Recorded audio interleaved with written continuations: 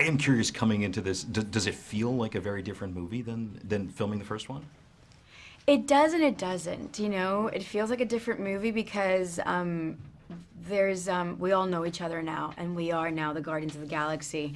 But it feels like a different movie because I just said that why it feels like a different movie, but it feels like the same movie because we are reprising our roles. We are speaking. Everybody still has their characters and their defined personalities, and we're following that course, along the way. Very cool. I realized watching it that it's nice to already know who everyone is and just hit the ground running. Yes, exactly, which is what we did. Yeah. Do you feel that in your performance? Is it easy to just step back into Gamora?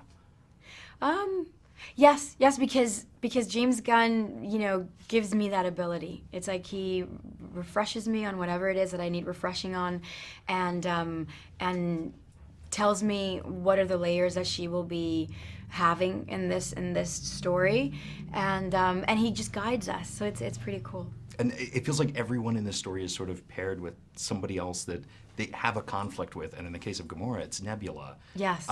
What was the conversation you had to figure out that dynamic?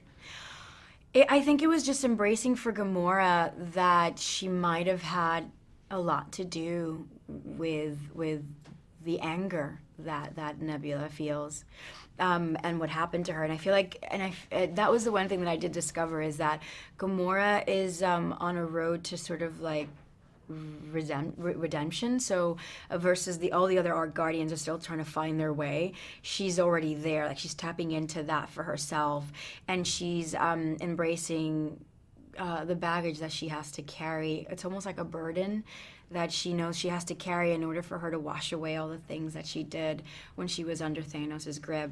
And Nebula is there to remind her that she was also one of those victims. And so I think that it's very hard for Gamora to acknowledge it. It's very hard for a sibling to realize that they were mean to their brothers or sisters.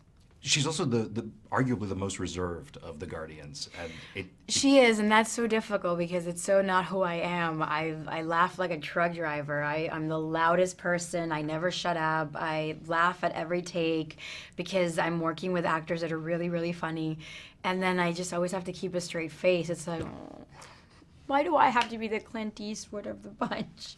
Do you get to look at the character long term as to where she's going, or is it just project by project? I think it's both. Sometimes your director gives you an insight on the trajectory that your character's going to have in 2 or 3 installments if we were to be able to get there. And other times you just don't, and you just follow whatever story you have in this movie. Do you get insight into what you'd like to see happen? I think that, for the 3rd installment for Gamora, I don't know. It's almost the kind of thing, because of what James Gunn is establishing for her, and I find it to match her quite beautifully. I am open to accept whatever course he decides for her to take, But whatever that is, I just hope she's always a part of the Guardians for her sake, because growing up as an orphan in such an abusive background, that, having now a family that you feel like you belong somewhere must be really great for her,